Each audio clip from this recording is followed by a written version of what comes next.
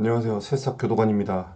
오늘은 그 공부 관련 이야기 말고 다른 교도관에 관한 이야기를 해보겠습니다. DC 같은 데 보면은 막 싸워요. 교정직, 순경, 소방관 해가지고 교순소라고 하면서 막 치열하게 물고 뜯는데 사실 현직 와서는 싸우지 않습니다. 저희 소에도 경찰 출신 동기도 있고 소방관 하다 오신 분도 계시고 또 간호사 하다 온 친구도 있어요. 반대로 하다가 간치 사람들도 있겠죠. 교도관은 결혼을 못한다. 이런 얘기가 많습니다. 정말일까요? 아니죠. 저는 최근에 혼인신고를 했는데 9살 연하 간호사분을 만나서 혼인신고를 하였습니다. 저만 해도 결혼 못한다 이 반증이 되겠죠. 저희 교도소 분들 보면은 결혼 다들 잘해요. 못한 사람도 있겠죠. 근데 그게 교도관이라서 못하나? 이건 좀 생각을 해봐야겠습니다, 여러분들.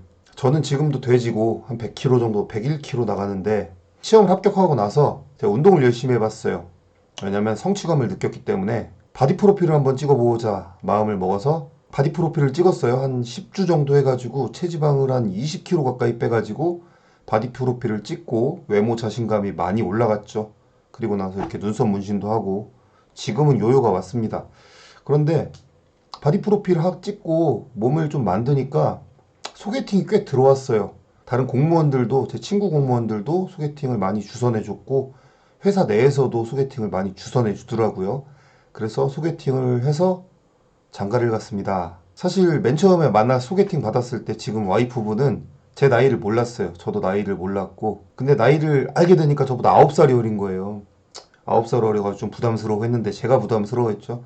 상대방 분이 다행히 나이 차이는 별로 상관없다고 해가지고 이렇게 됐습니다. 와이프 분한테는 미안하지만 예전 뭐 소개팅에서의 이야기를 하자면 교도관이라는 직업 자체를 생각을 못 하신 분들이 많아요. 그래서 직업이 교도관이라 그러면 오 신기하다 멋있다 이런 반응이 대부분이었어요. 제가 인터넷 썰에서 보는 직업이 교도관이라고 하자 뭐 뜨거운 커피를 얼굴에 끼얹고 이런 일은 없다고 아셔도 돼요. 대부분 막 신기하다라는 반응이지 하는 반응은 없어요. 적어도 제 또래나 한번 20, 30대 여성분들은 그래요. 20대 중반 교도관 분들 중에 잘생긴 사람들 있잖아요. 키도 크고 막 얼굴도 작고 한 그런 사람들은 소개팅이 진짜 많이 들어옵니다. 미친 듯이 쏟아져요. 청송교도소 가신 분들도 거기서 연애하신 분들도 있고 거기서 결혼한 분들도 상당히 많습니다. 그러니까 이게 솔직히 말씀드리면 직업의 문제가 아니지 않나.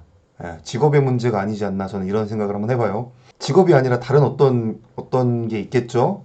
자, 그리고 이제 처갓집에 인사를 드리러 갔죠. 인사를 드리러 갔을 때 장모님, 장인어른의 솔직한 생각은 사실 좀 교도관을 어른들은 간수라고 부르잖아요. 간수에 대한 편견은 있으셨어요. 사람이 나쁘다 이렇다기보다는 아무래도 수용된 사람들이랑 같이 생활을 하다 보니까 굉장히 위험하지 않겠느냐 이런 걱정이 있으셨고 약간 악풍 감염 우리 교정학 공부하면 이제 악풍 감염에 대해서도 배울 텐데 수용자한테 물들지 않겠냐 약간 이 생각도 조금 있으셨어요. 그런데 그거는 내 모습으로 증명이 가능하겠죠.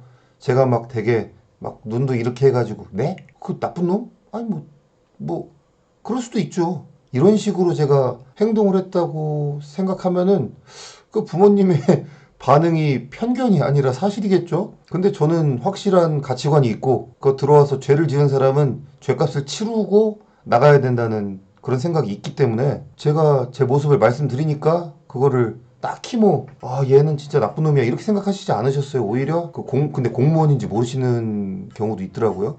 공무원이구나. 국가직 공무원이구나. 그러면은 뭐 밥벌이는 하겠네. 시험 쳐서 들어갔다고 하니까 성실하긴 하겠네. 좋아하시더라고요. 그러고 나니까. 그래서 지금 되게 예쁨을 받고 있습니다. 제가 뭐 장모님 입장이었으면 솔직히 아니죠. 9살 연상에 그렇다고 제가 예전에도 말씀드렸다시피 모은 돈이 한 푼도 없어요. 예전에 막 장사도 하기도 했고 말아먹기도 하고 막 그래가지고 돈이 없습니다. 근데도 허락을 이렇게 받을 수 있었어요. 그래서 결혼이 교도관을 하려고 하는데 결혼 막 연애 이런 게 문제다 하고 그런 생각은 하지 마세요. 안 하셔도 되고 오히려 남성성을 좀 기르고 좀 남자로서의 매력을 어필하는 방법을 좀 찾아보는 것도 전 좋아 보입니다. 제가 그 다음 나중에 요청 있으시면 제가 바디 프로필 도전했던 거 한번 말씀드릴게요. 지금은 지금 100kg라서 지금 완전 포동포동하잖아요.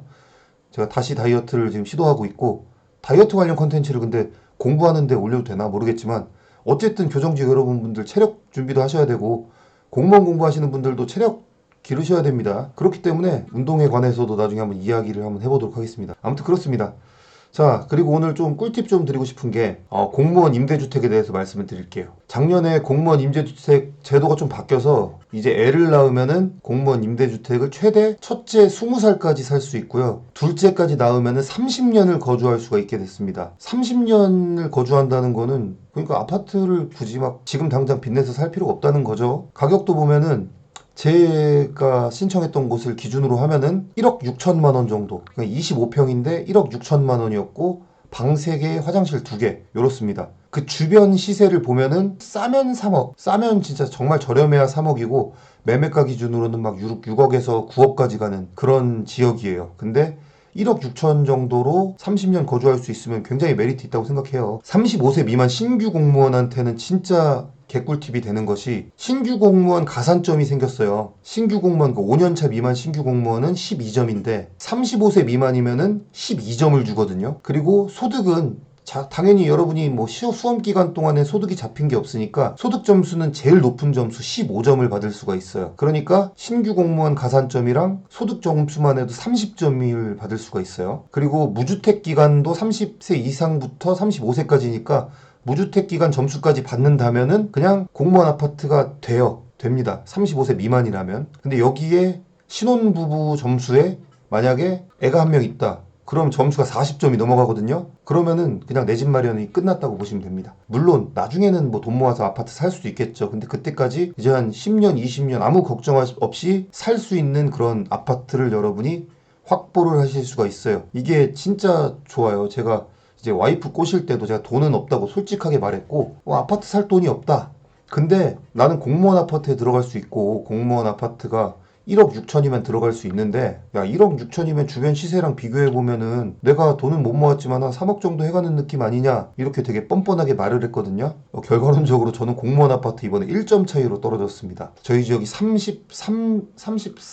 3점이 합격이었는데 제가 32점이었어요. 그러니까 저는 37세니까 신규 공무원 가산점을 15점을 받을 수 있는 게 아니라 12점을 받았거든요. 요 3점 때문에 떨어졌고 대신 다음번에는 이제 신혼부부에 그리고 올해 말에 태어날 저희 딱딱이까지 넣으면은 다음번에는 안정적으로 들어갈 수 있을 것 같아요. 그래서 내 집 마련도 큰 문제가 없다. 이게 공무원 준비하시는 분들이 가장 큰 걱정이 월급이 적고 월급이 적다는 건 집 마련하기가 힘들다는 거잖아요. 그런데 이런 점을 알아두시면은 준비하실 때 참고하실 수 있을 것 같아요. 공무원 임대주택 지역마다 다 있고 완전 서울 수도권은 조금 점수가 높지만 서울 말고는 다른 지방은 다 이 점수면은 어지간하면 다 들어갈 수 있습니다. 그리고 월급도 타 직렬에 비해서는 조금 많죠. 저는 완전 사부제인데 지원 근무를 한 달에 한 2-3번 정도씩 해요. 가장이 됐으니까 돈을 좀 벌어야 된다는 생각으로. 그렇게 하면은 한 300만 원 정도 지금 4호봉인데 9급 4호봉인데 300만 원 정도 받고 있습니다. 세금 떼고 실수령액으로요. 교정직도 열심히 하시면은 또 지원근무도 더 많이 나가고 아니면 병원 근무도 나가고 하시면은 월급적인 부분에서도 뉴스나 인터넷에서 보는 200만 원 받는다. 그런 그 정도는 아니라는 걸 좀 말씀을 드리고 싶어요. 자, 그리고 청송 걱정하시는 분 많잖아요. 청송 갈 수도 있습니다. 한 전체 중에 한 20%에서 30% 정도 운 없는 분들은 청송을 가요. 하지만 고충전보라는 게 있거든요. 그 원치 않은 지역에 가더라도 2년 정도 있으면은 자기 고향소로 고충전보라고 해서 옮길 수 있게 신청을 할 수가 있어요. 물론 그런 건 있어요. 수도권 인기소, 특히 남부교도소 여기는 좋대요. 정말 안 가봤지만 좋아서 거기 들어간 분들은 승진 포기하고 완전 근속으로 그냥 거기만 계속 계시려고 해요. 근데 그런 곳 제외하고는 자기가 옮기고 싶다, 자기 고향으로 돌아가고 싶다 그러면 갈 수 있습니다. 그리고 근속 승진을 하면 같은 곳에 있을 수 있는데 기간이 길잖아요. 9급에서 8급 따는데 근속 승진이 5년 6개월인가 그렇고 8급에서 7급도 한 6년 그 정도 걸린다고 알고 있어요. 그렇기 때문에 시험 승진이 부활해서 시험을 잘 보면 다른 지역으로 가서 승진을 할 수 있어요. 그런데 그것도 청 내에서 도는 거죠. 예를 들어 대전지방교정청이다 하면은